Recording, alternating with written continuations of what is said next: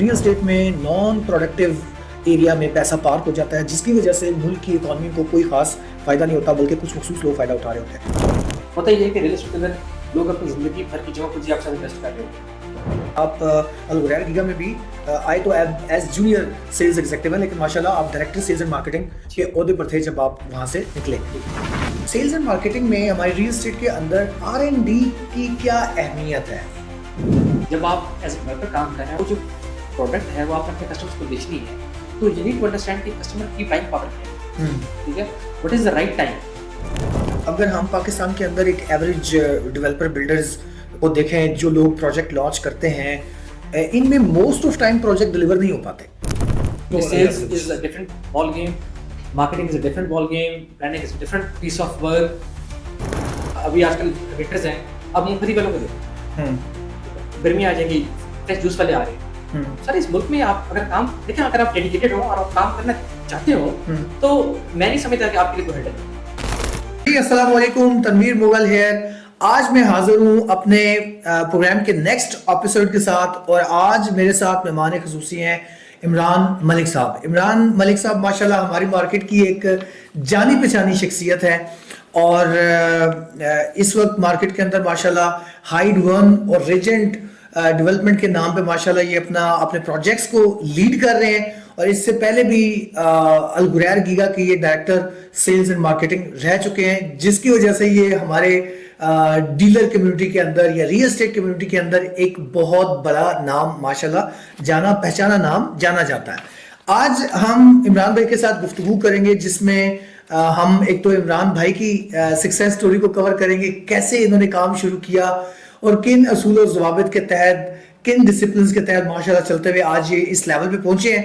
और प्लस हम real estate के हवाले से आज बहुत सारी अहम गुफ्तगू इमरान भाई के साथ करने जा रहे हैं। अस्सलाम वालेकुम इमरान भाई, कैसे हैं सर? आप ठीक ठाक हैं? Thank you Tanveer for hosting me. सब बहुत शुक्रिया, आप तशरीफ लाए हमारे पास और हमारे प्लेटफॉर्म पे रौनक बख्शी आपने।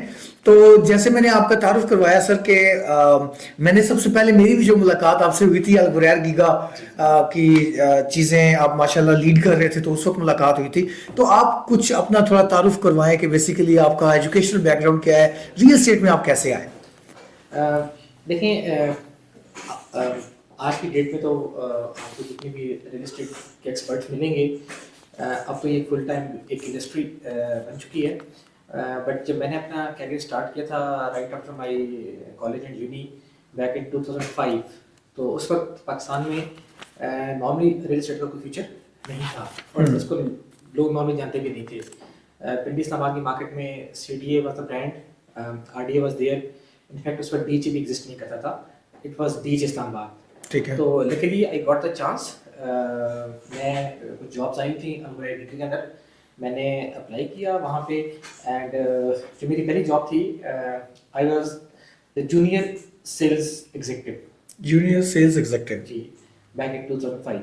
राइट। और हमारा ब्लूरे में ऑफिस था रजिस्ट्री प्लाजा में, और उस वक्त वर्टिकल का कॉन्सेप्ट नहीं था, बट जब पहली ओरिएंटेशन हुई उसमें बताया गया कि जी this is a UAE based company, और कंपनी ने कुछ प्रीवियसली दुबई में डेवलपमेंट्स की हैं कुछ वर्टिकल बिल्डिंग्स के अंदर।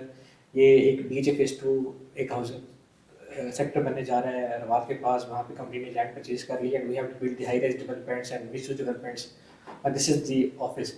खैर मेरे लिए it was a learning, and I was the junior sales executive. लेकिन शुरू से ना वो एक वो पैशन था, या वो आप कह सकते हैं कि मैं ऑफिस आता नहीं था इसलिए कि मैंने टाइम पास करना है, मतलब मेरा ऑब्जेक्टिव होता था कि यार नहीं, मुझे कुछ सीखना है, कुछ करना है। एंड और मैं माशाल्लाह आई गॉट लकी कि मैं जो थ्रू आउट जर्नी थी, I spent most of my time with the key management.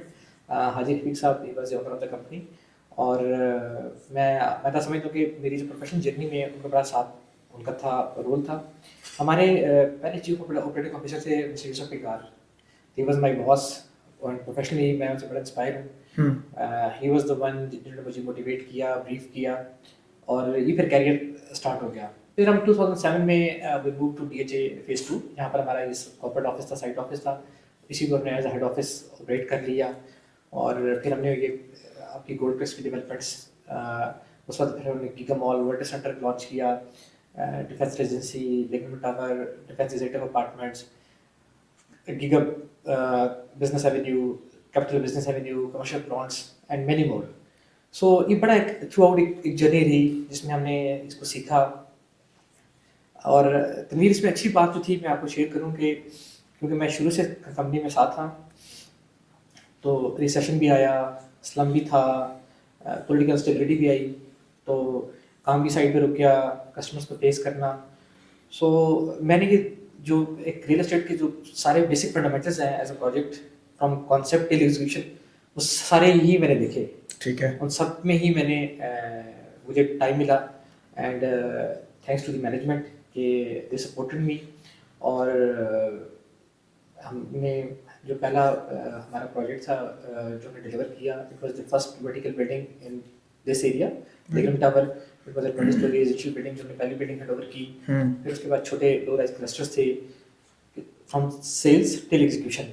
उससे पहले मैं अपनी ऑपरेशन एंड डेवलपमेंट टीम के साथ इन्वॉल्व था, प्लानिंग, एग्जीक्यूशन, तो वो एक पैरेलल एक अदर डेवलपमेंट थी। ठीक है। और फिर लैंडमार्क प्रोजेक्ट गीगा मॉल, और अल्हम्दुलिल्लाह हम लोगों ने 2016 में उसको हैंडओवर किया, उसको डिलीवर किया, एंड कारपोर को लेकर आए यहाँ पर, लोकल एंड इंटरनेशनल ब्रांड्स को लेकर आए, और इस रीजन में एक अच्छा रिक्रिएशन स्पेस क्रिएट की। So that was a journey, that was a learning, and then I was involved in the leasing and operations of the mall.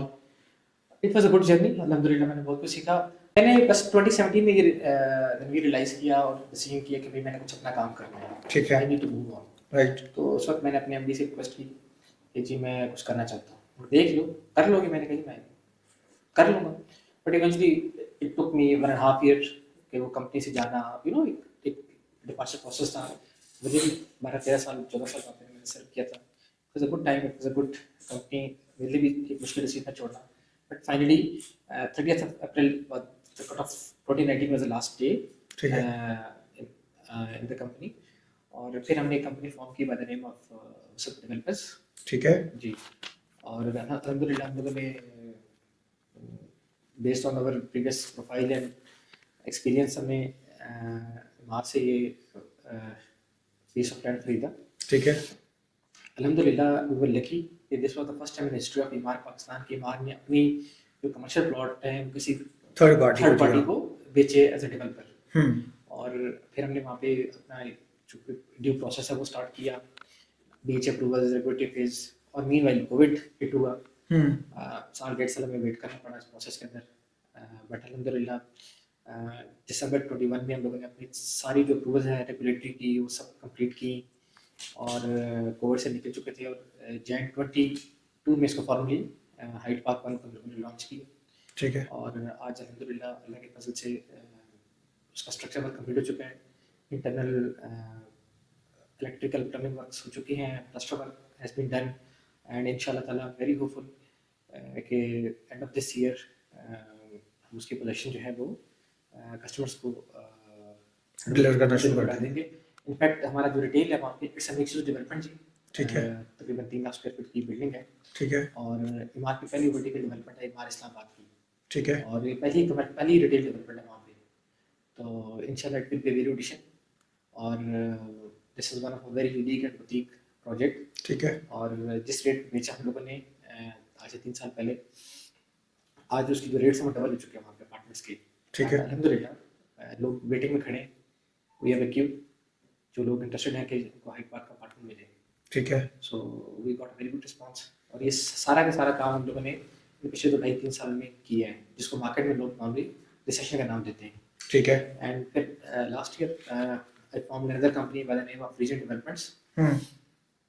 और उसके लिए मैंने डीचे को जब रिव्यू किया तो मुझे डीचे का फेज 3 बहुत पसंद आया, जो उसका नेचुरल टोपोग्राफिक है, अप्स एंड डाउन है, लेक्स हैं, पार्क्स हैं, और उसकी जो कनेक्टिविटी है, एक तरफ जीडी रोड है, एक तरफ इस्लामाबाद हाईवे है, बैरिया फेज 8 है, राइट साइड पे रिंग रोड है। तो वहाँ पर हमने इसको चूज़ किया, और वहाँ पे अल्हम्दुलिल्लाह हमारी डेवलपमेंट्स आ रही हैं। First building is sold out, और अल्हम्दुलिल्लाह उसका डेवलपमेंट शुरू हो चुका है, और इंशाल्लाह अल्लाह ने चाहा तो हम दिसंबर 28 मैं जनवरी 29 में उसकी पोजीशन हैंड ओवर कर दूंगा। हैंड ओवर कर देंगे। आपने माशाल्लाह बड़ा ज़बरदस्त एक बर्ड आई व्यू दे दी है। आपने कैसे जॉब शुरू की, फिर उसके बाद आपने वुसत को इनिशिएट किया, उसके बाद रेजेंट को किया। मेरा क्वेश्चन ये है कि being sales and marketing expert, क्योंकि आप अल गुरैर गीगा में भी आए तो एज जूनियर सेल्स एग्जीक्यूटिव हैं, लेकिन माशाल्लाह आप डायरेक्टर सेल्स एंड मार्केटिंग के ओहदे पर थे जब आप वहां से निकले, जब आपने वहां से स्विच किया। तो सेल्स एंड मार्केटिंग में हमारी रियल एस्टेट के अंदर R&D की क्या अहमियत है? देखें तनवीर, मैं समझता हूँ कि किसी भी बिजनेस के अंदर जो उसकी बैकबोन है वो R&D है। ठीक है। अगर किसी भी बिजनेस को आप प्रॉपर R&D के बगैर स्टार्ट करेंगे तो उसका रिजल्ट फेलियर ही होगा। और स्पेशली जो हमारी रियल एस्टेट है उस पर तो R&D के बगैर आप काम नहीं कर सकते, ठीक है। Specially as a developer, right. क्योंकि you need to be very careful about the market segments. Market देखें, होता ये है कि रियल एस्टेट के अंदर लोग अपनी जिंदगी भर की जमा पूंजी आपके साथ इन्वेस्ट कर रहे होते हैं, ठीक है। वहां पर उनके ख्वाब की ताबीर भी हो रही होती है और ख्वाब टूट भी रहे होते हैं। And being real estate expert आप मुझसे बेहतर समझते हैं कि जब ख्वाब टूटते हैं तो लोग कहाँ पे स्टैंड करते हैं। बिल्कुल ऐसे। सो दिस इज वेरी इंपॉर्टेंट कि रियल एस्टेट तो without R&D is a failure, right, in my opinion. और स्पेशली बीइंग अ डेवलपर, अगर आपने प्रॉपर फोरकास्टिंग नहीं की, आपकी R&D नहीं है, आपकी मार्केट प्रोजेक्शन नहीं है, आप डिमांड सप्लाई को नहीं देख रहे, ठीक है, कस्टमर की नीड्स का नहीं पता आपको, ठीक है, तो अब क्या होगा? मेरा ख्याल है कि अगर हम पाकिस्तान के अंदर एक एवरेज डेवलपर बिल्डर्स को देखें, जो लोग प्रोजेक्ट लॉन्च करते हैं, इनमें most of time project deliver नहीं हो पाते। तो आप क्या समझते हैं, क्या बड़ी वजह होती है, किस वजह से लोग डिलीवर नहीं कर पाते? देखिए तनवीर भाई, आपने बड़ा अच्छा सवाल किया और आज की जो मार्केट कंडीशन है उसमें ये सवाल बड़ा सूटेबल है। अच्छा होता ही है कि नॉर्मली लोग क्यों फेल हो जाते हैं या प्रोडक्ट क्यों नहीं डिलीवर होते हैं? देखें, उसकी वजह ये होती है कि जब डेवलपर को फेलियर नजर आता है तो बिल्डिंग को छोड़ देते हैं। अच्छा, नॉर्मली क्या होता है कि जब एज अ डेवलपर ये बिल्डिंग आप अपने लिए नहीं बना रहे, ये बिल्डिंग आप अपने कस्टमर्स के लिए बना रहे हैं, जहाँ पे आपका R&D नहीं होगा, रिसर्च एंड डेवलपमेंट नहीं होगा, आपको पता नहीं है कि डिमांड सप्लाई क्या है, कस्टमर क्या चाहता है, इस रीजन की नीड्स क्या है, ठीक है। तो आपने अगर अपने विजन डील के ऊपर बिल्डिंग डिजाइन कर दी, उसकी अप्रूवल ले ली, तो वो फेलियर नजर की जाएगी, ठीक है। मार्केट में आज से 3 साल पहले, 4 साल पहले was a different ball game, लेकिन मार्केट के सेगमेंट कुछ और जा रहे थे। पिछले 2 ढाई 3 साल में मार्केट ने बहुत करेक्शन ली है, ठीक है। अब जो लोग इस चेंज को, इस करेक्शन को एक्सेप्ट नहीं करेंगे, इसको अडॉप्ट नहीं करेंगे सिस्टम के अंदर, और वो अपनी मर्जी से ही चीजें डिजाइन करके एग्जीक्यूट कर देंगे, तो ultimately the result is failure, ठीक है। सो दिस इज वेरी इंपॉर्टेंट। तो मतलब मेन रीजन R&D ही है। R&D आप देखें, अच्छा R&D के डिफरेंट पर्सपेक्टिव्स हैं। देखें, उस एक वर्जन है कि जब आप एज ए डेवलपर काम कर रहे हैं और वो जो प्रोडक्ट है वो आपने अपने कस्टमर्स को बेचनी है, तो यू नीड टू अंडरस्टैंड कि कस्टमर की बाइंग पावर क्या है, ठीक है, what is the right time, ठीक है, this location is suitable for a commercial और अ रेजिडेंशियल। अच्छा, क्या है ओवर सप्लाई तो नहीं है, अच्छा कॉस्टिंग क्या होनी चाहिए, ठीक है। This is very important. ठीक है। नॉर्मली क्या होता है, कई ऐसी बिल्डिंग्स होती हैं जो मतलब अच्छा, मैं आपको एक चीज बाय माय ओपिनियन, जब मैं लोगों से मिलता हूँ, डिस्कस करता हूँ, तो वो देखें, लोग समझते हैं कि ये तो सबसे आसान काम है, क्या प्लॉट खरीदें, नक्शा बनवाएं, दो लोग आपस में बिठाएंगे और आपका प्रोजेक्ट बिकना शुरू हो जाएगा। तो देखें, this is full time job. मैंने जिस तरह का you need an experience, you need to know the whole game, मतलब from concept till execution, this is a long journey, right. And अगर आप बेसिक्स एज अ डेवलपर आपको नहीं पता, from land buying, plot buying, ठीक है, till execution, ये सारी देखें, ये 4-5 साल की जर्नी होती है। आपने प्लॉट लिया, उसके ऊपर डिजाइन करवाया, यू नीड टू फाइंड कि जो मेरा प्लॉट है, it should be a residential, it should be a commercial, और it should be a mixed use development, and then you need to find the right architect. लोग normally क्या होता है कि इससे पहले एक साहब ने अगर घर बनाए हैं किसी भी जगह पे 10-15-20, तो उनका एक्सपीरियंस है, अब वो उसी आर्किटेक्ट को उठाएंगे और उसे बिल्डिंग डिजाइन करवा देंगे। आर्किटेक्ट तो मना नहीं करेगा, लेकिन बीइंग अ डेवलपर आपकी R&D होनी चाहिए कि भाई is he the right person, क्या इन्होंने प्रीवियसली बिल्डिंग डिजाइन की, सो दिस इज वेरी इंपॉर्टेंट, ठीक है। और क्या बीइंग अ डेवलपर आपने होमवर्क किया है कि जहां पर मैं अपार्टमेंट्स की बिल्डिंग स्टार्ट कर रहा हूं, तो या मैं वर्टिकल बिल्डिंग लेकर आ रहा हूं, चाहे वो मिक्स यूज डेवलपमेंट है, चाहे वो ऑफिसेज है, चाहे वो रिक्रिएशन एरिया है, क्या इसकी यहाँ डिमांड है, ठीक है, what is the human behaviours, ठीक है, सो दिस इज वेरी इंपॉर्टेंट।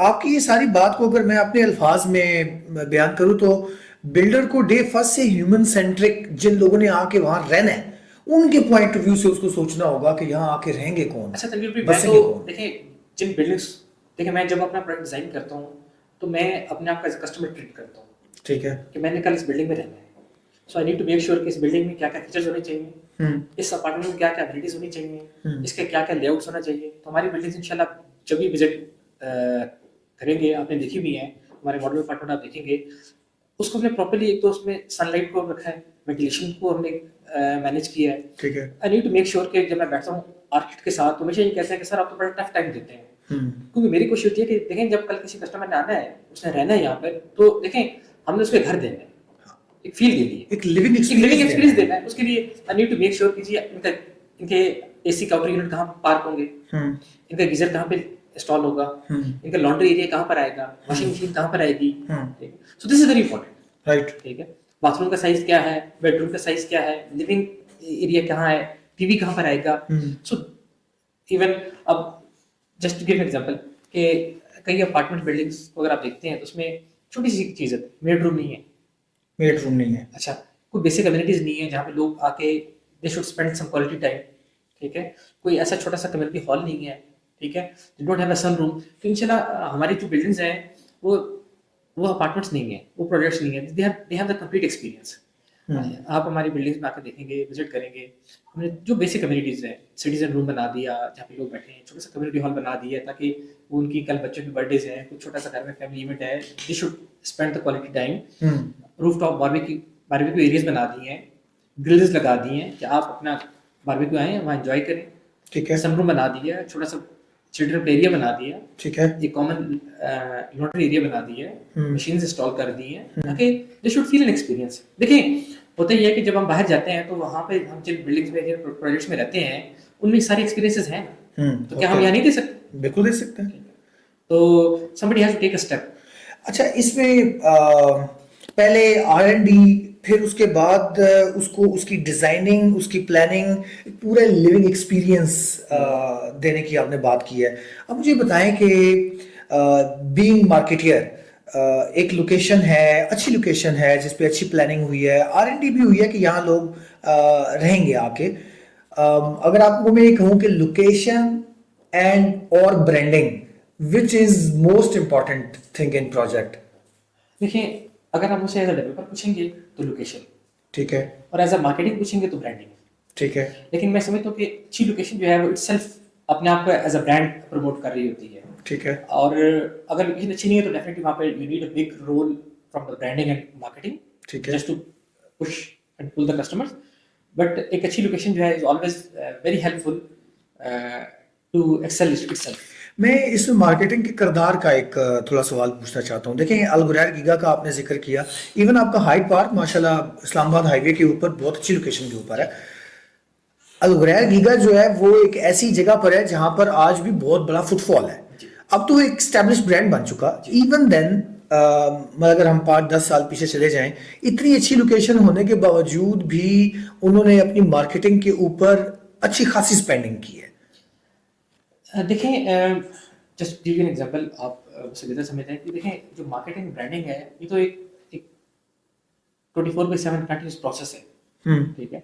आप जब भी अपने आप को मार्केट से हटा देंगे, आप ब्रांडिंग पे, मार्केटिंग पे पैसा खर्च नहीं करेंगे, तो कुछ अर्से बाद आपकी जो सक्सेस स्टोरी है वो लोग भूल जाएंगे। So you need to alive yourself, so this is very important. खैर ये एक बड़ा वास्ट सब्जेक्ट है branding, but generally if you need to move on, you have और आपका you have an aim, you have to goal, you have to accelerate in the world, आपने आगे बढ़ना है, definitely you need to spend on the marketing, you need to spend on the branding, you need to spend on the PR। generally लोग जिसकी जो example लेते हैं वो कहते हैं जी sales marketing is one thing, so मैं टोटली इसे डिनाई करता हूँ। Sales is a different ball game, marketing is a different ball game, branding is a different piece of work, PR is a different piece of work, so this is a complete process। मैं marketing पे चाहता हूँ कि थोड़ी सी आपकी intake लूँ। देखें, वो हमारे पंजाबी की मिसाल है कि जंगल में मोर नाचा किसने देखा। अब अगर मतलब आप एक प्रोजेक्ट बना रहे हैं, आप वाकई बहुत अच्छी प्लानिंग आपने की है, आपने वाकई एक लिविंग एक्सपीरियंस डिजाइन किया है, जब तक वो पब्लिक लोगों के तक वो मैसेज नहीं जाएगा तो कैसे लोग एंगेज होंगे आपके साथ? अच्छा तनवीर भाई, देखें नॉर्मली ना आजकल जो एक कन्वेंशनल अप्रोच है जिसको हम देखते हैं, कुछ अर्सा पहले एटीएल बीटीएल था, अब कोविड के फौरन बाद डिजिटल एरा स्टार्ट हो गया है। लोगों के ज़हन में ना एक बड़ा इसका सिंपल परसेप्शन होता है, लोग कहते हैं यार ये तो मैं एक डिज़ाइनर रखूँगा और मुझे वो थोड़े से पैसों में 2-4 पोस्ट्स बना देगा और फेसबुक इज़ फ्री, मैं लगाऊंगा और एक चीज़ हो जाएगी। हालांकि ऐसा होता नहीं। सो देखें, eventually you need to play with the psyche of the people in the marketing and branding. You need to play with their emotions, ठीक है। You need to find the right man for the right job. अब marketing में, digital marketing के अंदर art works, creative का बड़ा important role है। The content is very important, ठीक है। The sizes are very important कि आप अपनी ब्रांड पोजीशनिंग, आप अपनी मैसेजिंग कहाँ पे रखते हैं। दिस ऑल डिपेंड्स कि जी, अब छोटी एग्जांपल देता हूँ बेस्ड ऑन माय एक्सपीरियंस की। एक बिल्डिंग लॉन्च हुई है, प्रोजेक्ट है कहीं पर G+5 का, वो भी 3 साल के इंस्टॉलमेंट प्लान में बिक रहा है। और एक 40 स्टोरी बिल्डिंग है, वो भी कहते हैं 3 साल में बिल्डिंग खड़ी हो जाएगी, ठीक है। हालांकि देखें, ये this is against the human behaviours, क्योंकि what I believe on this कि एक अच्छा कस्टमर आपको 10 कस्टमर दे सकता है, ठीक है, from social family friends circle में। बट एक कस्टमर जिसका साथ अच्छा एक्सपीरियंस नहीं गुजरा, तो वो आपके 100+ कस्टमर्स खराब कर सकता है। आजकल तो आप देखते हैं सोशल मीडिया के ऊपर वॉइस ऑफ कस्टमर पेजेस हैं, मतलब वी हैव डिफरेंट प्लेटफॉर्म जहाँ पे लोग अपना एक्सपीरियंस शेयर कर देते हैं, चाहे वो किसी ब्रांड के साथ है, चाहे वो उनका कोई कुजीन का एक्सपीरियंस है फूड का, चाहे उनका कोई कपड़ों का एक्सपीरियंस है, इवन फॉर द इन्वेस्टमेंट्स। अब देखिए, हमारा जो सेगमेंट है as real estate is very tricky, देखें, and this is a very noble profession. देखें, मेरी नज़र में 95% लोग जिंदगी में एक दफ़ा घर बनाते हैं, चाहे वो प्लॉट लेते हैं, चाहे वो अपार्टमेंट लेते हैं, ठीक है। हार्डली 5% मैं समझती हूँ, इससे भी कम फिगर होगी जो जिनकी एक्सपीरियंसेस बार बार चेंज होते रहते हैं। सो अगर किसी का एक दफ़ा खाने का एक्सपीरियंस अच्छा नहीं हुआ, तो वो डेफिनेटली नेक्स्ट टाइम रिपीट नहीं करेगा। उसके कपड़ों का एक्सपीरियंस अच्छा नहीं हुआ, तो उस ब्रांड को छोड़ देगा। लेकिन हमारे यहाँ तो देखें, जो लोगों का एक्सपीरियंस है वो तो अपनी जिंदगी भर की जमा पूंजी आपको ला के दे रहे हैं, and this is a very noble profession. कितना बड़ा काम है कि आप उनको शेल्टर दे रहे हैं, आप उनको छत दे रहे हैं। सो आई बिलीव ऑन दिस, यहाँ पे लोगों की अमानतें आपके पास होती हैं, तो डेवलपर के ऊपर बड़ी एक सोल रिस्पॉन्सिबिलिटी होती है कि वो इस चीज़ को सीरियस ले, फ्रॉम कॉन्सेप्ट टिल एग्जीक्यूशन। अच्छा, ये आपने बात तो बड़ी संजीदा की है। अब पैरेलल आप अगर इतनी संजीदगी से सारी चीज़ें काम कर रहे हैं और पाकिस्तान के अंदर पॉलिटिकल अनसर्टेनिटी और जो हमारे हुक्मरानों की तरजीहात में तब्दीलियां आती हैं और उन तब्दीलियों की वजह से जो ट्रिगर डाउन इफेक्ट आता है, जिस तरह आजकल भी जिस एरा के अंदर हम हैं, ओवरसीज का एक नाराजगी का पहलू चल रहा है फाइनेंशियल पाकिस्तान के साथ, आप इन चीज़ों को कैसे देखते हैं? गवर्नमेंट की बिहेवियर्स या गवर्नमेंट की जो टैक्सेशन की मामला है, इनको आप कैसे देख रहे हैं? अच्छा तनवीर भाई, देखें, ये क्योंकि ये this is very vast subject, इसके ऊपर हम एक डेडिकेटेड प्रोग्राम किया जा सकता है, करेंगे इंशाल्लाह। लेकिन मेरा बिलीव ये कि देखें, हमने पिछले 2.5-3 साल में काम किया, और अगर इसको देखा जाए तो देखिए, एक तो पूरी दुनिया में ग्लोबल रिसेशन चल रहा है, उसको लोग एक्सेप्ट करें, और हमारे यहाँ जो है वो रिसेशन के अलावा ना पॉलिटिकल स्टेबिलिटी भी है। बट बिलीव ऑन दिस के देखें, मैंने आपने हम सबने दुनिया घूमी है, ट्रैवल की है, देखिए इससे अच्छा मुल्क नहीं है, मेरा तो ये मानना है, और मैंने इस मुल्क में काम करना है। सो माई फिलॉसफी इज टोटली डिफरेंट, ठीक है। देखिए, मैंने खुद काम करना है, मैंने अपना सिस्टम खुद ठीक करना है। देखिए, हमारे यहाँ तो हमारे मजहब में भी है कि जैसे अवाम जैसी रहा वैसे हुक्मरान, तो हमने तो पहले अपने घर को ठीक करना है। अगर मैं ठीक हूँ तो मैंने अपना सिस्टम ठीक करना है, मैंने अपनी कंपनी ठीक करनी है, अपने मामला ठीक करने हैं, then I should move on. आप बिल्कुल सही कह रहे हैं कि बहुत ज़रूरत है पॉलिटिकल स्टेबिलिटी की, लीगल रिफॉर्म्स की, पब्लिक के ट्रस्ट की, स्पेशली ओवरसीज पाकिस्तानीज की। लेकिन उसके बावजूद इन हालात के अंदर भी मैं समझता हूँ कि इस मुल्क में बहुत पोटेंशियल है, ठीक है। देखें, आपकी 25 करोड़ प्लस की पॉपुलेशन है, ठीक है, और दुनिया की चंद बड़ी इकोनॉमीज में आपको शुमार होता है। देखें, और लोगों को शेल्टर चाहिए, मैं अपने काम के वाले से बता रहा हूँ, फ्रॉम द रियल एस्टेट, लोगों को घर चाहिए, लोगों की नीड्स है। हमारे जो एक्सपर्ट्स हैं वो सिर्फ पाकिस्तानीज हैं, तो यहाँ से अपनी ज़िंदगी भर की जमा पूंजी जिसने बेची, चाहे वो यूरोप में है, चाहे वो गल्फ में है, चाहे वो यूएस में है, वो चाहेगा कि मैं सेविंग लूँ। देखिए, हम लोग, हमारी 70% पॉपुलेशन देहातों में रहती है, और अनफॉर्चुनेटली गवर्नमेंट का रूरल एरियाज में कोई अच्छा फैसिलिटीज़ नहीं है, इंफ्रास्ट्रक्चर डेवलपमेंट नहीं है, स्कूल, कॉलेजेस, हॉस्पिटल्स, तो उसकी वजह से लोग बड़े शहरों में मूव करते हैं, क्योंकि बच्चों को एक अच्छा लाइफस्टाइल मिले, अच्छी एजुकेशन मिले।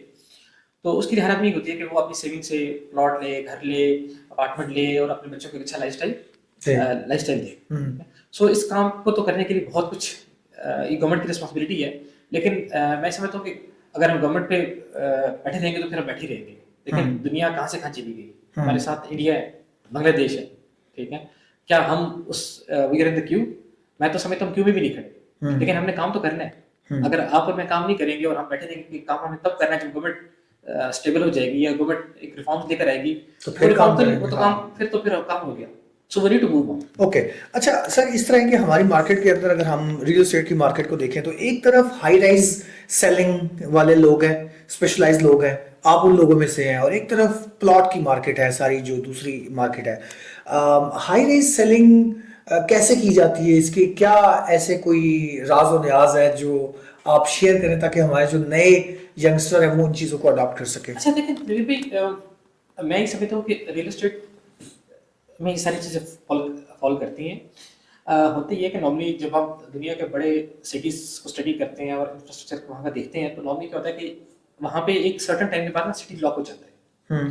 पहले होता ये है कि पहले सिटी हॉरिजॉन्टली एक्सपेंड करते हैं और फिर उसके बाद वो वर्टिकल एक्सपेंड करते हैं। ठीक है। अनफॉर्चुनेटली हमारे यहाँ क्योंकि गवर्नमेंट की तरफ से कोई चेक एंड बैलेंस नहीं है, कोई सिस्टम नहीं है, हम हॉरिजॉन्टल भी एक्सपेंड कर रहे हैं और हम वर्टिकल भी कर रहे हैं, एक्सपेंड कर रहे हैं।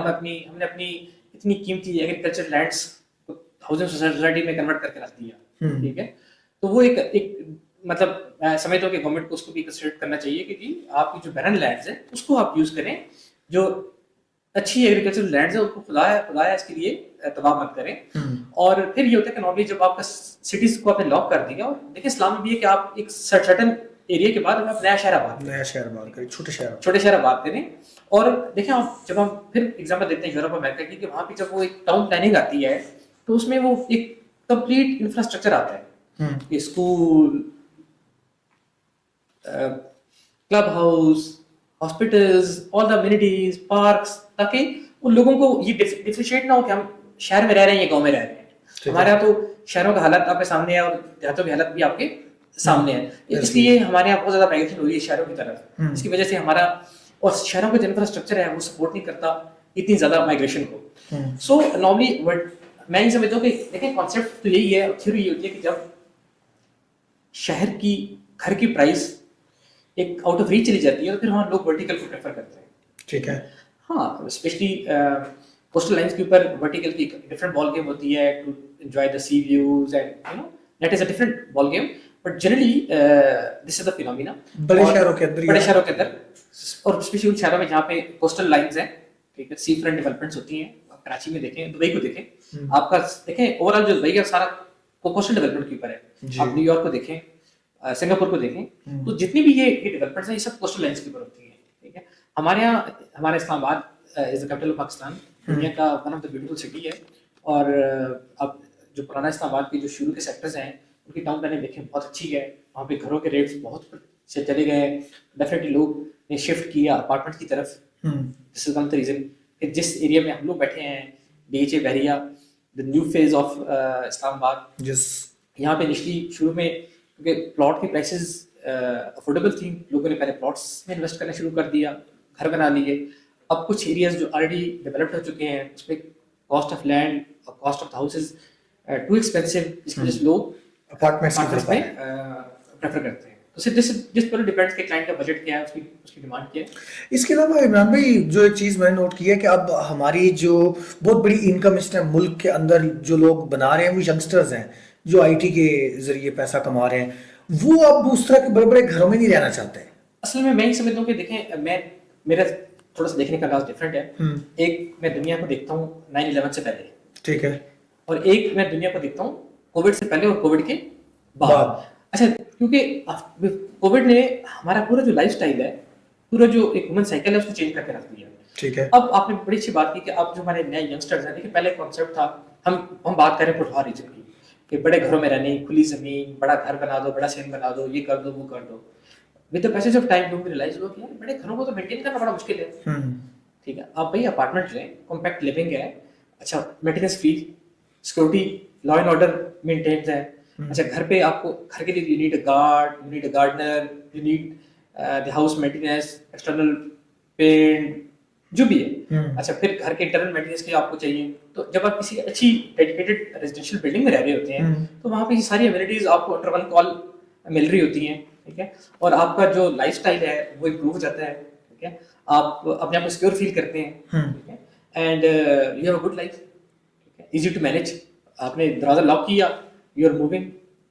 तो सो ये सर्विस बिल्डिंग्स, अभी जो आप भी बिल्डिंग्स बना रहे हैं माशाल्लाह, ये सर्विस बिल्डिंग्स है, लाइक इसमें ये नहीं होता कि कोई भी बंदा आ रहा है बिल्डिंग के अंदर, जा रहा है, आ रहा है, नहीं, जा लेकिन रहा है। अब तो देखें, बिल्कुल ऐसा नहीं है। ये this is purely residential building only for the residents, और normally we have command and control room on the reception lobby, और जो भी किसी गेस्ट आता है वो we have the intercom facility, resident से पूछा जाता है, उसके बाद वो अलाउ करते हैं, तो उसके बाद then he is allowed. Okay, मुझे बताएं इमरान भाई, बीइंग डेवलपर, आपको पाकिस्तान में क्या बड़ा चैलेंज फेस करने को आ रहा है? सबसे ज्यादा चैलेंजिंग चीज क्या आ रही है आपके सामने? देखिए, चैलेंजेस तो हर टाइम पे आ रहे होते हैं, लेकिन आजकल जो मैं समझता हूँ कि जो एक तो जो समझता हूँ ईज ऑफ डूइंग बिजनेस होना चाहिए, नंबर वन, और जो गवर्नमेंट की non regulations for this business, जिसकी वजह से मतलब कभी देखें ना, कभी आप सुनते हैं अब ये नया टैक्स आ गया है, क्योंकि देखें हमारे, मैं आई डोंट नो कि व्हाट आर द ब्रेन्स जो थिंक टैंक्स गवर्नमेंट को एडवाइस करते हैं ऑन द टैक्सेशन। अच्छा, मैं पर्सनली समझता हूँ कि जी अगर आप टैक्स देंगे तो मुल्क तरक्की करेगा, ठीक है, ठीक है। ये बड़ा जरूरी है। सरकार ने कुछ जेब से नहीं खर्च करना, वो पूरी दुनिया में जो इकॉनमीज हैं वो इसी मॉडल के ऊपर चलती हैं कि लोग टैक्स देते हैं, लेकिन सरकार फिर उन लोगों को उस टैक्स के बदले उनको कुछ बेनिफिट्स भी देती है। This is another debatable topic है कि वो हमें मिल रहा है नहीं मिल रहा, बट जनरली मैं समझता हूँ कि ईज ऑफ डूइंग बिजनेस होनी चाहिए, पॉलिटिकल स्टेबिलिटी होनी चाहिए, लोगों का जो ट्रस्ट है वो बहाल होना चाहिए। देखें, ये मेरा और आपका मुल्क है। आपको मैं तनवीर वसूल से कह सकता हूँ कि देखें, जो इन्वेस्टमेंट इस मुल्क में आपकी आएगी, चाहे वो किसी भी शेप में होगी, आप पाकिस्तान के किसी भी कोने में करें, आप अपने होम टाउन में करें, आप किसी बड़े मेट्रोपॉलिटन सिटी में करें, वो आपकी investment end of the day इंशाल्लाह ताला उसमें मटेरियलाइज होनी है, सब्जेक्ट टू कि आपने ठीक जगह पे इन्वेस्ट की है। अभी तो बीइंग अ क्लाइंट आपका काम है कि आप you need to make sure कि मैं जिस डेवलपर के साथ इन्वेस्ट करने जा रहा हूँ उसकी क्रेडिबिलिटी क्या है, उसने प्रीवियसली डेवलपमेंट्स किए हैं कि नहीं की, हाउसिंग में है तो क्या उसके पास एनओसी है, क्या उसके पास लैंड है, क्योंकि ये ड्यू डिलिजेंस करना क्लाइंट का या उसके रियल एस्टेट कंसल्टेंट का काम है। एग्जैक्टली। और ये जो इन्वेस्टमेंट है ये आपको with the passage of time जब भी मटेरियलाइज होगी आपको उसका फ्रूटफुल रिजल्ट भी मिलेगा। लेकिन जो इन्वेस्टमेंट मुल्क से बाहर जा रही है वो कभी भी लिक्विडेट नहीं हो सकती, वो कभी आपको उससे प्रॉफिट नहीं मिल सकते। आपने यहाँ से जिंदगी भर की जमा पूंजी उठाई और आप किसी मुल्क में शिफ्ट हो गए हैं, अब वहां से आप उसको बेच के दिखाएं। देखिए उनकी इनकमिंग तो ओपन है, वो आपको वेलकम करते हैं, आप आए, they have a good lifestyle, law and order का हालात बेहतर है, लेकिन कल अगर आप मुल्क वापस आना चाहेंगे तो इतना आसान नहीं है। लेकिन लाइक आप ये कह रहे हैं कि जो पैसा यहाँ से दुबई जा रहा है, तुर्की जा रहा है या दूसरी जगह पे इन्वेस्टर्स लगा रहे हैं, जी जी, आपका मुझे पॉइंट ये समझ आ रहा है कि भाई पैसा लेके जाना आसान है, वापस लेके आना आसान नहीं है। आसान नहीं है, बहुत मुश्किल है। इसमें क्या टेक्निकल वजह? देखिए टेक्निकली ये होता है कि देखिए वहां पे ना they have a very complex system ना, उन्होंने आपको वेलकम तो कर दिया, एक अच्छा लाइफस्टाइल दे दिया, ठीक है, ऑफलाइन प्रॉपर्टीज ऑफर कर दी, आपको इंडल्ज कर दिया, एंगेज कर दिया, ठीक है। क्योंकि देखें दुनिया में इसमें जितनी भी अट्रैक्टिव इन्वेस्टमेंट अपॉर्चुनिटीज आ रही हैं उनकी अपनी आबादी नहीं है, ठीक है, like Canada you name it, Europe के कुछ कंट्रीज ऑफर कर रहे हैं, मिडिल ईस्ट को देख ले, ठीक है। अच्छा, वहां पे सब एक्सपर्ट्स इन्वेस्ट कर रहे होते हैं, ठीक है, और वहां पे सिर्फ एक ही फैक्टर है, सिक्योरिटी, लॉ एंड ऑर्डर, आप अपने आप को सिक्योर फील करते हैं। आप देखें कि जिस मुल्क ने इतने बुरे क्राइसिस को हैंडल किया, वॉर अगेंस्ट टेरर को हैंडल किया, ठीक है, क्या कुछ नहीं हुआ इस मुल्क के अंदर, उसके बावजूद आप देखें ये मुल्क फ्लरिश कर रहा है, तरक्की कर रहा है, आगे बढ़ रहा है। ये थोड़ा सा बैड पैच है, हमें इसको गुजारना है। मैं आपके इस प्रोग्राम के रेफरेंस से तमाम दोस्तों से ये रिक्वेस्ट करूंगा कि खुदारा जज्बाती ना हो कि आप इन जो हालात हैं और एक इमोशनल डिसीजन लेके अपनी जिंदगी भर की जमा पूंजी, पहले तो बात यह है कि जब आप उस जमा पूंजी को बेचने जाते हैं तो आपके उसके रेट भी आपको पौने मिलते हैं, बिल्कुल ऐसे ही, ठीक है, और वहां जहाँ पर आप इन्वेस्ट कर रहे हैं वहां पे भी आपको और प्राइस मिलती है। तो आप देखें ना, आपने 100 रुपए की चीज यहाँ पे 70 रुपए की बेची, 60 रुपए की बेची, और वहां पे 100 रुपए की चीज आपने 150 रुपए खरीदी, तो आप जब कल उसको बेचने जाएंगे तो उसकी तो वो मार्केट ही मैच कर रही होगी। तो मैं ही समझ रहा हूँ कि इस मुल्क में बहुत पोटेंशियल है और इस मुल्क में रियल एस्टेट का बहुत फ्यूचर है। इस मुल्क में देखिए हमारे पास जो स्टैट्स हैं जो रियलिस्टिक हम रखते हैं, हम उसको हर कि मिनिमम 5 मिलियन घरों की शॉर्टेज है। अब तो देखें हमारे बिजनेस में रीट का मॉडल आ रहा है, गवर्नमेंट की फाइनेंसिंग आ रही हैं, ठीक है, और पब्लिक प्राइवेट पार्टनरशिप काम हो रहा है। तो इंशाल्लाह ताला मैं ये समझता हूँ कि एक थोड़ा सा डेडलॉक है, जिस दिन ये बेहतर होगा इंशाल्लाह ताला आपकी मार्केट फ्लरिश करेगी। मैं सर आपकी बातों से बड़ी मुझे अच्छी इंस्पायरेशन मिली है। और आपने तो वैसे काफ़ी हद तक नक्शा खींच दिया है। मैं फिर भी थोड़ा सा एक चीज़ को मज़ीद आपसे जानना चाह रहा हूँ कि बहुत सारे लोगों के पास आज भी यहाँ बैठे उनको दूसरे मुल्कों के अंदर कारोबार करने के ऑप्शंस मिल रहे होते हैं। कई जा चुके हैं, कई जाना चाहते हैं। आप दुनिया की ट्रैवल कर चुके हुए हैं, कई ममालिक, यूएस आपने देखा है, कनाडा, जिनके वीज़े लेने के लिए लोग यहाँ पे बेचारे अच्छी खासी वो मतलब चीजें फेस कर रहे होते हैं। आप वो सारे मुल्क देख भी आए हैं, आपने क्यों नहीं किसी और मुल्क में कारोबार शुरू किया? Why you choose every time Pakistan? देखिए तनवीर भी आपने देखा, this is my Motherland, right, this is my home town, इसलिए आप वापस आते हैं। मैं तो देखिए ये मुल्क छोड़ नहीं सकता। और मैं समझता हूँ कि इस मुल्क में देखें जितना पोटेंशियल इस मुल्क में है, थोड़ी सी देखें आप, देखिए दुनिया भर में ना गवर्नमेंट आपको बिजनेस करा के देती है, वो सिर्फ आपके लिए ease of doing business facilitate वो सिर्फ फैसिलिटेट करती है। अच्छा, फैसिलिटेशन सिस्टम की है, ठीक है। देखिए पैसे तो आपने अपने लगाने हैं। अच्छा, यहाँ पे ना this is the vision economy, ठीक, आबादी है, आप कुछ भी करें, ठीक है। आप छोटी सी एग्जांपल देता हूँ, आप अभी आजकल विंटर्स हैं, आप मूंगफली वालों को देखें, ठीक है, गर्मी आ जाएंगी, फ्रेश जूस वाले आ रहे हैं। सर इस मुल्क में आप अगर काम देखें, अगर आप डेडिकेटेड हो और आप काम करना चाहते हो तो मैं नहीं समझता कि आपके लिए कोई हर्डल है, ठीक है। कुछ देखिए, कुछ मसाइल हैं, कुछ सिस्टम के इश्यूज हैं, वो मैं ही समझता हूँ कि वो मैन मेड है, ठीक है ना, और वो शॉर्ट टर्म है, वो जानबूझ के हर्डल्स क्रिएट की गई हैं मेरी नजर में, ठीक है। और देखिए स्टेट से बड़ी पावर नहीं होती। जिस दिन स्टेट ने रियलाइज कर लिया कि हमने सिस्टम ठीक करना है, तो मैं समझता हूँ कि ये एक कॉल की बात है। मतलब आप सोचें कि मैं तो खुद एज अ रजिस्टर्ड स्टूडेंट, मुझे तो ये भी नहीं पता कई दफा के एक मतलब कितने टैक्सेस एप्लीकेबल हो जाते हैं रजिस्ट्री के ऊपर। कभी ये 7E है, ये FD है, ये है, यार क्यों नहीं इसको सिंपल करते? मतलब जस्ट मेक इट सिंपल, ठीक है। दुनिया भर में बिजनेसेस हो रहे हैं, आप एक अच्छा मजे की बात है कि आप एक लॉ बना उसको इम्प्लीमेंट तो करें।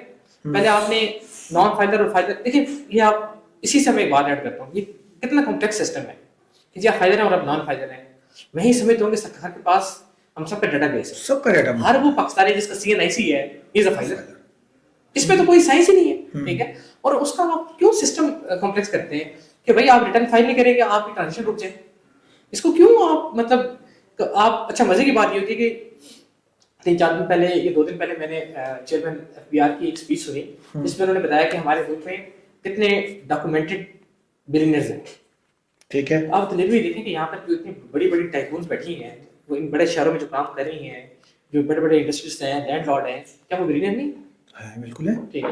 लेकिन हमारे यहाँ क्योंकि यहाँ पे लोग अपने आप को डिस्क्लोज नहीं करते, क्योंकि जब वो अपने रिटर्न्स को शो करते हैं तो फिर उनके टैक्सेशन के इश्यूज आ जाते हैं। क्योंकि यहाँ पे सरकार, जो मुझे रियलाइज हुआ ये होता है कि ये देखिए वो नए लोग उस सिस्टम में इंटरेस्टेड ही नहीं इनकरेज करने के लिए, वो जो पुराने लोग सिस्टम में हैं उन्हीं को स्क्वीज कर रही है बार बार, उन्हीं को छोड़ा जा रहा है, व्हिच इज रॉन्ग। अच्छा, मैं इसमें एक आपकी इनटेक लेना चाहता हूँ। गवर्नमेंट की एक अप्रोच है, आपने गवर्नमेंट का जिक्र किया है, जिस दिन गवर्नमेंट ने चाहा ना कि ये सेक्टर चले, ये मुल्क चले, तो ये मुल्क चलना शुरू हो जाएगा। पोटेंशियल तो सारा हमारे अंदर मौजूद है, आबादी है, हमारे पास अपना सेल्फ सस्टेन करने के लिए इतने पैसे हैं कि हम अपना कारोबार चला सकते हैं, हमें बाहर से पैसे की जरूरत नहीं है। लेकिन गवर्नमेंट की एक पॉलिसी पिछले कुछ अरसे से, इमरान खान साहब के दौर से ये चीज़ शुरू हुई थी कि जी रियल एस्टेट में नॉन प्रोडक्टिव एरिया में पैसा पार्क हो जाता है, जिसकी वजह से मुल्क की इकॉनमी को कोई खास फायदा नहीं होता, बल्कि कुछ मखसूस लोग फायदा उठा रहे होते हैं। इसके ऊपर आपकी क्या राय है? देखिए तनवीर भी, मैं आपने अच्छा सवाल किया। देखिए रियल एस्टेट किसी भी मुल्क की बैकबोन है। सिर्फ ये नहीं होना चाहिए कि आप रियल एस्टेट को डिस्करेज करें और बाकी तमाम बिजनेसेस को इनकरेज करें। देखिए रियल एस्टेट का जो वर्ड है ना, इट इज वेरी स्मॉल, लेकिन उसके अंदर आपकी 40 से 60 अलाइड इंडस्ट्रीज काम कर रही होती हैं। ठीक है, steel, cement, labour, man powers, ठीक है, ये मतलब अलाइड इंडस्ट्रीज इतनी है, मतलब वुड वर्क्स हो गया, टाइल्स हैं, लाइटिंग है, मतलब ग्लास, एल्युमिनियम, क्या कुछ इसके साथ लिंक नहीं है। सिर्फ सरकार को ये देखना है। देखिए सरकार का क्या, देखिए सरकार का regulations, they need to make sure कि सिर्फ वो लोग ही काम करें जो ऑन ग्राउंड काम कर रहे हैं। देखिए इसमें इमरान भाई जरूरी एक चीज है कि रियल एस्टेट को सिर्फ ये प्लॉटों की सेल परचेज ना समझा जाए। असल में ये जो इंडस्ट्रीज आप चलने की बात कर रहे हैं, मुझे लगता है ये बेसिकली कंस्ट्रक्शन के साथ चलती है। अच्छा देखिए, मैं construction is a part of real estate. Construction is part of real estate. Yes, लेकिन यहाँ हमारे ना रियल एस्टेट प्लॉट को समझा जाता है अच्छा ना। देखिए, अनफॉर्चुनेटली ना वो एक हमारा एक देखिए क्योंकि अच्छा यहाँ पे दो चीज़ें बड़ी इंपॉर्टेंट है। जो मेरा नाकस रहा है, मैंने ये देखा कि जब आज से 3-4 साल पहले मुल्क में शॉर्टफॉल स्टार्ट हुआ गैस का, बिजली का, तो हमारी जो इंडस्ट्रीज थी वो बंद होना शुरू हो गई। अब एक इंडस्ट्रियलिस्ट अगर आप बात करें, उसके पास 500,000 लोगों की लेबर काम करती है, गैस नहीं आ रही, आए दिन लेबर की हड़ताल, शॉर्टफॉल, तो एक दिन वो कहता है यार इंडस्ट्री को बंद करो, ये 50 करोड़ रुपये उठाओ यहाँ से और XYZ सोसाइटी में ये डाइवर्सिफाई करके ये इन्वेस्टमेंट कर लो, वहाँ से प्लॉट ले लो। तो साथ एक मुंशी रख लेते हैं, कहते हैं यार ये 3-4 प्रॉपर्टी डीलर्स इनसे ट्रेड करो और get me a good offer. ठीक है, ठीक है, which is wrong, which is wrong, ठीक है, जिसकी वजह से पैसा आपका पार्क होना शुरू हो जाता है। अब देखें, अब ये इसके लिए तो देखिए ये काम है सरकार ने इसको मैनेज करना है कि जी अच्छा, आप जब उस बिजनेसमैन को, उस इंडस्ट्रियलिस्ट को देखें, पहले तो बात अच्छा वही देखता है कि तो बड़ा शॉर्ट टर्म है, मैंने 100 रुपए का प्लॉट लिया और 3 माह के बाद डबल हो गया, 6 माह का डबल हो गया। हालांकि real estate is the game of the patience, सारी गेम पेशेंस की है। अगर आपके अंदर पेशेंस नहीं है तो आप रियल एस्टेट काम नहीं कर सकते। दूसरी सूरत में वो जुआ बनाया हुआ है, वो तो लेकिन एक आर्टिफिशियल ट्रेडिंग्स बनी हुई है। अच्छा हमारे यहाँ बदकिस्मती से हमारे हम खुद उसका पार्ट रहे हैं, लोग एक आर्टिफिशियल सी बबल क्रिएट कर लेते हैं। कुछ हमारे दोस्त भाई जो प्रॉपर्टी का काम करते हैं वो देखते भी नहीं है कि यार ऑन ग्राउंड सोसाइटी के पास जमीन कितनी है, बिल्डर के पास एक्सेस क्या है, वो उसकी फाइल बेचना शुरू कर देते हैं, ट्रेड करना शुरू कर देते हैं। इसकी वजह से जो पैसा है वो स्टक होना शुरू हो जाता है। तो मैं समझता हूँ कि सरकार को देखें, रेगुलेशन सरकार के पास है, आप प्रॉपर्ली एनओसी दें, you need to make sure कि जी आपने कितने समय ये डेवलप करनी है, ठीक है, और जो प्लॉट्स वहाँ पे लोग ले रहे हैं उनको ये बताया जाएगा कि भाई आपने इतने समय यहाँ पे कंस्ट्रक्शन स्टार्ट करनी है। अच्छा ड्यूरिंग द कंस्ट्रक्शन आप फैसिलिटेट करें ताकि वो जो पैसा है वो सर्कुलेट करे, वो स्टक ना हो जाए। देखिए जब पैसा आपका स्टक होना शुरू हो जाएगा तो फिर क्या होगा, इवेंचुअली देखें जब आपका पैसा रोलिंग में है तो वो सुबह से शाम वो सर्कुलेट हो रहा है, वो 4 हाथों में जा रहा है, 6 हाथों में जा रहा है, 8 हाथों में जा रहा है। अब एक इंडस्ट्रियलिस्ट है, लैंडलॉर्ड है या एक बड़ा बिजनेसमैन है, वो अपनी एसेट बेचता है, फैक्ट्री बेचता है, कारोबार बंद करता है और पैसा उठा के पार कर देगा। तो इसका दिस मींस कि जो पहले 500,000 1500 साल काम कर रहा था वो तो स्टक हो गया, बेरोजगार हो गया। तो यहाँ पे देखें वही बात कि ईज ऑफ डूइंग बिजनेस, ताकि वो डिसाइड करे कि यार मैं रियल एस्टेट में पैसा लगाऊंगा तो ये तो एक ऑनगोइंग इसकी एक मैच्योरिटी है, ये तो इवेंचुअली 3 से 5 साल का मिनिमम प्रोसेस है। एक देखिए मैं ही समझता हूँ तनवीर भाई कि ये शॉर्ट टर्म, देखें दुनिया में कुछ भी शॉर्ट टर्म नहीं होता और रियल एस्टेट तो बिल्कुल शॉर्ट टर्म नहीं है। सो मेरी नजर में मिनिमम 3 मैक्सिमम 5 इयर्स का ये एक टाइम फ्रेम है। इसी के अंदर आपकी इन्वेस्टमेंट मैच्योर होती है, ठीक है, सब्जेक्ट टू कि वो ऑन ग्राउंड एग्जीक्यूशन हो रही हो और डेवलपमेंट हो रही हो, and the direction is fine. ये जो शॉर्ट टर्म ये बबल है खत्म होना चाहिए। जबरदस्त सर, माशाल्लाह बहुत अच्छा लगा आपके साथ, आज बड़ी फ्रूटफुल गुफ्तगू हुई आपके साथ। प्रोग्राम के आखिर में मैं ये चाहूँगा कि आप हमारे पाकिस्तान के अंदर जो यूथ है जो ख़ास तौर पे रियल एस्टेट में आ रहे हैं और डिजिटल मार्केटिंग के ज़रिए ये तमाम नई टूल्स को इस्तेमाल करते हुए यूथ हमारे रियल एस्टेट के साथ अटैच हो रही है, उनके लिए आप क्या पैगाम देना चाहते हैं, उनके लिए आप क्या बात कहना चाहते हैं? देखें अब तो तनवीर भाई जो फ्यूचर है वो टेक है, AI का दौर है, ठीक है, और हमारा नेबर है उसकी $250 बिलियन की एक्सपोर्ट्स IT की और हमारी $2 बिलियन की। सो मैं समझता हूँ कि हमारी जो टॉप मैनेजमेंट है उसको इस पे कंसिडर करना चाहिए।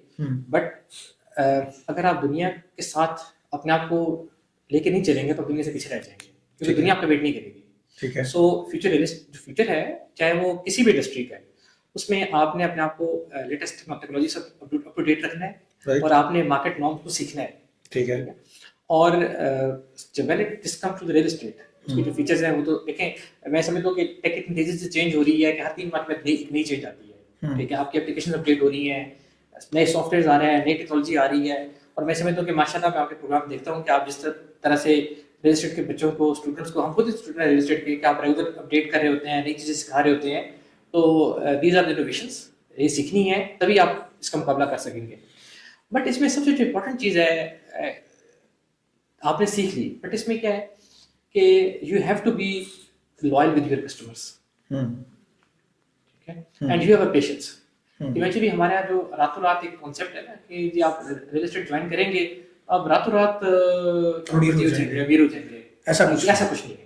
तो this is an ongoing process, this ये टाइम लगता है, इवेंचुअली आप इसमें सीखते हैं। मतलब मैंने आपको बताया कि मैंने अपना कैरियर स्टार्ट किया था as a junior sales executive, और फिर देन सेल्स एग्जीक्यूटिव, फिर सीनियर सेल्स कंसल्टेंट, फिर असिस्टेंट मैनेजर, मैनेजर, फिर जनरल मैनेजर एंड डायरेक्टर। तो ये 12-14 साल की जर्नी थी। सो दुनिया में कुछ भी शॉर्टकट नहीं है, you have to be into the queue. आपने इस पूरे प्रोसेस को ही समझना है, गुजरना है, मूव ऑन करना है, डेडिकेटेड रहें, मेहनत करें अपने पेशेंस के साथ और अपने जॉब के साथ, और क्लाइंट से लॉयल रहें। देखें, real estate is very simple, this is obtain, verify and transmit. Obtain, verify and transmit. आप देखें, रियल एस्टेट वेरी सिंपल। आप पूछें क्लाइंट क्या चाहते हैं, मतलब मैं आपको एग्जांपल देता हूँ कि हमने ऐसे दोस्त देखे हैं, ऐसे लोग देखे हैं जो कहते हैं कि हम we deal in properties Trinity and Islamabad. Trinity Islamabad तो एक बड़ी वास्ट मार्केट है ना। इस्लामाबाद देखें, भाराकोट से शुरू होता है, मंदरा टोल प्लाजा तक जाता है, इधर तरनौल संजानी तक जा रहा है। अब मैं ही समझता हूँ कि देखें, यू हैव दी स्पेशलिटी, आपकी एक्सपर्टीज होनी चाहिए कि आप डीजी का काम करते हैं, आप सीडी का काम करते हैं, आप कहाँ पे काम करते हैं, और आपकी उसमें क्या है। आप वर्टिकल को डील करते हैं, आप हाउसिंग को डील करते हैं, फार्म हाउसेस को डील करते हैं, रॉ लैंड को डील करते हैं, आप क्या करते हैं। इसके अंदर भी स्पेशलाइज एरिया हैं, और आप अपने सेक्टर्स चूज करते हैं। मतलब अक्सर आप बोर्ड देखते हैं ना, तो बड़ा क्लियर होता है XYZ builders and developers. What is builders and developers यार, ठीक है। So you need to be an REC, it should be an REC, ठीक है। Developer should be a developer. आप प्रोसेस को समझे, आपको पता होना चाहिए। मैं कल परसों किसी सीनियर कंसल्टेंट की बात सुन रहा था हमारे फ्रॉम दिस बिजनेस, तो कह रहे थे कि जी जो फ्रीलांसर्स हैं ना, इनको बैन करना चाहिए, बैन कर देना चाहिए, ठीक है। तो मैंने सोचा कि यार देखें, फ्रीलांस तो पूरी दुनिया में they are the backbone of the system. Freelance वही होते हैं कि जो इधर दे आर न्यू, या वो अपने एक्सपेंसेस बेयर नहीं कर सकते, तो वो हमारे जो मेन ऑफिसेज हैं या लाइट, उनके साथ वो इंटरलिंक काम कर रहे होते हैं। दे आर द वन जो बिजनेस को सपोर्ट कर रहे होते हैं, वो हर सेक्टर में, सिर्फ रियल एस्टेट में नहीं है, वो तमाम सेक्टर में उनको सपोर्ट करना चाहिए, इनको इनकरेज करना चाहिए। दुबई में आज तक हैं सारे के सारे फ्रीलांस, पूरी दुनिया में। सो यंग बच्चों के लिए कि डेडिकेटेड रहें, मेहनत करें, लॉयल रहें अपने पेशे के साथ, अपने कस्टमर्स के साथ। तभी मैंने एक चीज़ रियलाइज की है कि अल्लाह ताला ने ना इंसान के लिए बड़ा क्लियरली कह दिया है कि इंसान के हाथ में सिर्फ मेहनत और कोशिश है, कामयाबी अल्लाह ने देनी है। और मेरा बिलीव है कि आप मेहनत करें और आपको कामयाबी ना मिले, ये हो नहीं सकता। मतलब देखिए, मतलब हमारी वालदा, मेरी वालदा या आपकी वालदा तो कभी नहीं चाहिए कि मेरा बेटा फेल हो जाए या मेरे बेटे को कामयाबी ना मिले, और तुम्हारी दुआ कर रही होती है। तो कैसे हो सकता है कि जो रब एक माँ से 70 गुना ज्यादा प्यार करता है और आप मेहनत करें और आपको फेल कर दे, ये हो नहीं सकता। बिल्कुल ऐसे, ठीक है। तो इंसान का बीइंग अ मुस्लिम, हमारा तो वैसे इसमें बिलीव है, और मैं समझता हूँ कि बिलीव बहुत स्ट्रांग होना चाहिए। आपकी मेहनत होनी चाहिए, आप डेडिकेटेड हो, आप कमिटेड हो अपने काम के साथ, तो इंशाल्लाह ताला and you have to wait for the right time. Sir बहुत शुक्रिया, माशाल्लाह आपकी बातें सुन के तो मेरा भी ईमान ताज़ा हुआ है और मजबूती महसूस हुई है मुझे। आपको बहुत शुक्रिया। हमारे साथ आज थे इमरान भाई, जिनकी गुफ्तगू आपने सुनी कि इंसान का ईमान अल्लाह ताला पे पुख्ता होना चाहिए, कोशिश, मेहनत, लगातार कोशिश, ये आपने अपनानी है। अल्लाह ताला आपको बहुत सारी कामयाबियाँ देगा इंशाल्लाह। बहुत शुक्रिया।